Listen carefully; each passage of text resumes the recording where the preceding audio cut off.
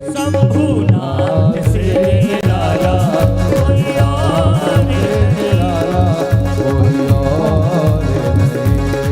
भोलेनाथ से निराला भोलेनाथ से निराला कोई और नहीं। भोलेनाथ से निराला भोलेनाथ से निराला कोई और नहीं। आपसे सभी से अनुरोध करूंगा कि संभल में 24 कोसीय परिक्रमा को अवश्य लगाएं, उसका धर्म लाभ उठाएं और तीर्थों को देखें। भगवान की कृपा से चुके थे, भगवान ने पहले ही बनाए थे कि मैं कलयुग में आऊंगा तो आप मेरे दर्शन भगवान के भक्त होंगे, भक्तों की वजह से ही भगवान आएंगे। तो मेरा सभी से अनुरोध है कि हमारे संगठन से जुड़े और बाकी जो कथा है हमारे नितिन जी बताएंगे आपको। मैं तो यही कहना चाहूंगा कि कथा में ज्यादा से ज्यादा संख्या में आए और भगवान की कथा सुने और हर माह सुने, इससे बढ़िया तो कोई बात ही नहीं है।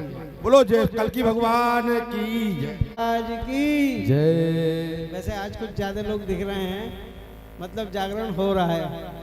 अब जितने लोग यहाँ आए हैं, कल को सबकी जिम्मेदारी है कम से कम दो लोगों को साथ लेके आए, अकेले ना आए। भाई अकेले क्यों जाएं? जब हम सुन रहे हैं तो आप भी सुने, और पुण्य का काम है, ये कोई पाप नहीं कर रहे हैं आप लोग। अब आज की कथा में मैं आपको एक छोटा सा, गुरुजी ने भी बताया, मैं बता दूं कि हमारे भगवान श्री हरि के 24 अवतार हुए हैं। इन 24 अवतारों के नाम किस किस को पता है?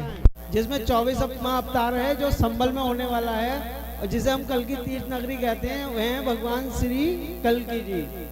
तो अब मैं आपको 23 अवतारों के नाम और बताता हूँ। अगर आप लोगों को अच्छे लगे और चाहें कि आप भी रोज याद करें तो मैं उसकी आपको पृथ्वी भी दे दूंगा। तो ध्यान से सुने और साथ बोल भी सकते हैं। भगवान श्री हरि के 24 अवतार: नारायण नारद हरि कपिल देव श्री राम, हंस ही ग्रीवा मोहिनी दत्तात्रेय सुखधाम, नरसिंह वामन व्यास जी वृषदेव कौमार, युग पुरुष धन्वंतरी बुद्ध कल्कि अवतार, पृथुराजा वारा पुनि कृष्ण चंद्र भगवान, परशुराम मत्स्य कमठ श्री भागवत परमार। नमो 24 अवतार को सांस सांस ही ध्याय, पाप न से बहु जन्मते ज्ञान हृदय भव पार, भव से बेड़ा पार। आप सबको अगर बताएं तो ये भागवत जो आप सुनते हैं, इसमें भगवान श्री हरि के 24 अवतारों का ही वर्णन किया गया है। और इसमें प्रमुख जो अवतार हैं, गुरुजी ने बताया आपको, श्री राम जी, श्री कृष्ण जी, ये दो तो प्रमुख हैं। इसके अलावा भगवान ने भक्तों की सेवा के लिए, भक्तों को बचाने के लिए नित्य नए रूप में आकर भक्तों की सेवा की है, भक्तों को उनके कष्टों से बचाया है। तो मैं यही चाहूंगा कि ये जो मैंने आपको 24 अवतारों के नाम दिए हैं, मैं इन सबको आपको पेपर पे भी लिख के दे सकता हूँ, यदि आप लोग अपने घर में पूजा में इनके नाम लें, क्योंकि यही हमारे पूर्वज हैं और इन्हीं से ही हमारा सार है। सब मिलेगा, लेकिन कल को जो दो लोगों को साथ लेके आएगा उसे। धौलीराम भैया की जय। देखो भाई, कल को आप ना वहाँ पे कॉपी लेके बैठ जाना, और जो व्यक्ति दो लोगों को लेके आए उन्हें मैं निकाल के ना इसमें से ये भगवान के 24 अवतारों के नाम दूंगा, और जिसने पढ़ लिए, जिसने जप लिए, उसका भव पार हो गया। ऐसे समझ लो कि भागवत का पूरा सार इन्हीं नामों में समाया है। तो बोलिए कल की भगवान महाराज की। कल को भगवान कल्कि की एक बहुत खूबसूरत कथा भी सुनाई जाएगी, जिसके अंदर भगवान श्री हरि क्यों संभल में अवतरित हो रहे हैं उसके बारे में बताया जाएगा। तो कोशिश ये करें कि आप ज्यादा से ज्यादा लोगों में आए। मैं तो 50 किलोमीटर दूर से आता हूँ, आपको तो यही पल्ले घर से आना है।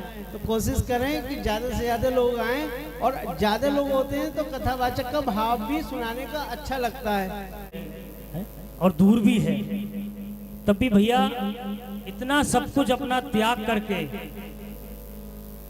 इतनी दूर कथा सुनने आ रहे हैं। देखो इनको कोई लालच तो है नहीं है, या ना मैं इनको कुछ दे रहा हूं ना आप इनको कुछ दे रहे हैं।